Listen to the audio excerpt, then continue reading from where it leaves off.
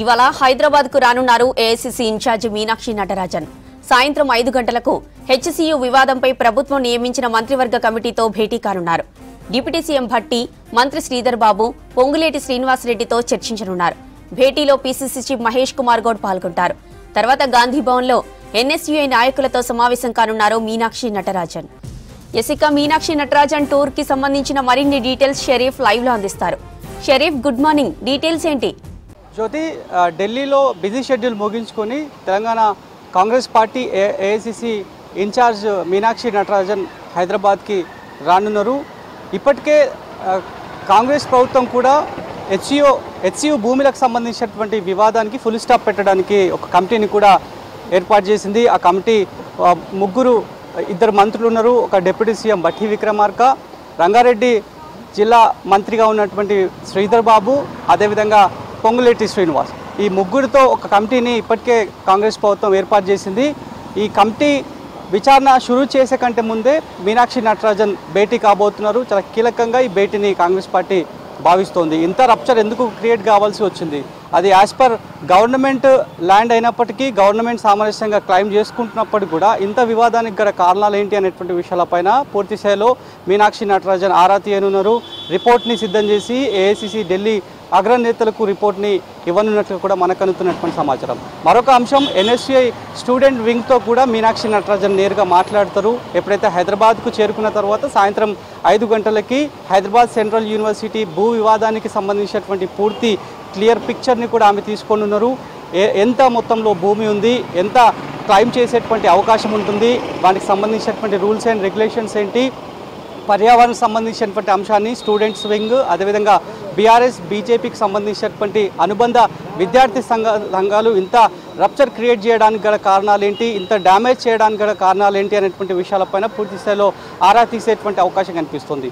మరొక అంశం, ఎన్ఎస్యూఐ వాళ్ళతో కూడా చాలా కీలకంగా మీనాక్షి నటరాజన్ భేటీ కాబోతోంది. ఎందుకంటే ఎన్ఎస్యూఐ జనరల్ సెక్రటరీగా ఉన్నటువంటి అదే క్యాంపస్లో ఉన్నటువంటి పర్సన్ లెటర్ రాయడము, హెచ్సీయూ భూములన్నీ కూడా హైదరాబాద్ సెంట్రల్ యూనివర్సిటీకి సంబంధించినటువంటి భూములన్నీ కూడా హెచ్సీయూకి అప్పచెప్పాలనేది కూడా విజ్ఞప్తి చేస్తూ సబ్మిషన్ చేస్తూ ఏఐసీసీకి లెటర్ రాశారు. ఆ లెటర్ అంశం పైన అత్యవసరంగా ఏఐసీసీ నుంచి మీనాక్షి నటరాజన్ దూతగా వచ్చారు. కాబట్టి ఎన్ఎస్యూఐ విద్యార్థులను వాళ్ళ దగ్గర నుంచి సబ్మిషన్స్ ఏంటి, ఆ లెటర్లో మెన్షన్ చేసినటువంటి దానికి గాను గ్రౌండ్ రియాలిటీలో ఎట్లా ఉంది అనేటువంటి విషయాలపైన పూర్తి స్థాయిలో క్లారిటీగా మీనాక్షి నటరాజన్ తీసుకున్న తర్వాత ఫర్దర్గా ఆ రిపోర్టు సిద్ధం చేసిన తర్వాత ఇటు డిప్యూటీ సీఎం భట్టి విక్రమార్క, పొంగులేటి శ్రీనివాసరెడ్డి, శ్రీధర్ బాబు వీళ్ళ ఇచ్చినటువంటి రిపోర్టు ఆల్రెడీ ప్రభుత్వం చాలా క్లియర్గా చెప్తోంది. సామరస్యంగానే క్లెయిమ్ చేసుకునేటువంటి అవకాశం ఉంది. అభివృద్ధి కోసం ఆ ల్యాండ్ని అక్వజిషన్ చేస్తున్నాం. గత బీఆర్ఎస్ లాగా డబ్బుల కోసం, రియల్టర్ కోసం అది క్లెయిమ్ చేయట్లేదు అనేటువంటి అంశాన్ని అయితే ప్రస్తుతానికైతే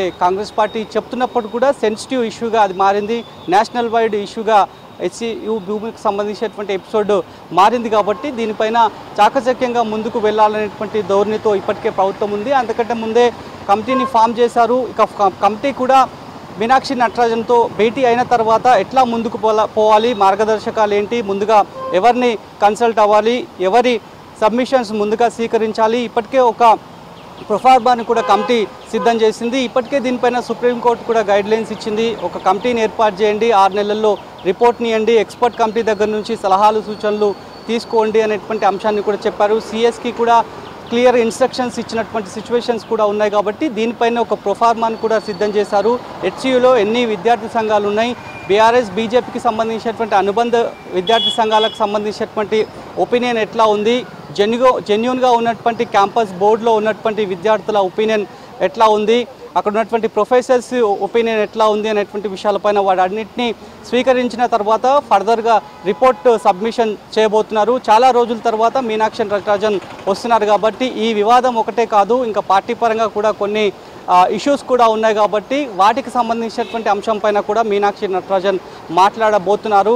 ఖచ్చితంగా మీనాక్షి నటరాజన్తో ఒక ఫుల్ స్టాప్ అయితే ఈ వివాదానికి పడుతుందనేటువంటి ఒక చర్చనైతే పార్టీ సర్క్యూట్లో జరుగుతున్నటువంటి పరిస్థితి. ఎందుకంటే ఇప్పటికే సామరస్యంగా ఒక కమిటీని కూడా ఏర్పాటు చేశాం, ఎవరికి కూడా ఇబ్బంది కలగకుండా ముందుకు వెళ్తామనేటువంటి విషయాన్ని ప్రభుత్వం ఒక స్టాండ్గా చెప్తోంది. కాబట్టి మరి 5 గంటలకి నేరుగా ఇక్కడికి హైదరాబాద్ చేరుకున్న తర్వాత ముందుగా కమిటీతో భేటీ అవుతారు. డిప్యూటీ సీఎం బట్టి విక్రమార్క, పొంగులేటి, మంత్రి శ్రీధర్ బాబుతో భేటీ అయిన తర్వాత ఎన్ఎస్యూఐకి సంబంధించినటువంటి లేఖ వ్యవహారంలోనే పూర్తి స్థాయిలో వివరాలు తీసుకున్న తర్వాత మీనాక్షి నటరాజన్ మీడియాతో బ్రీఫ్ చేస్తారా లేదా అనేటువంటి అంశం పైన కూడా తెలవాల్సినటువంటి అవసరం ఉంది.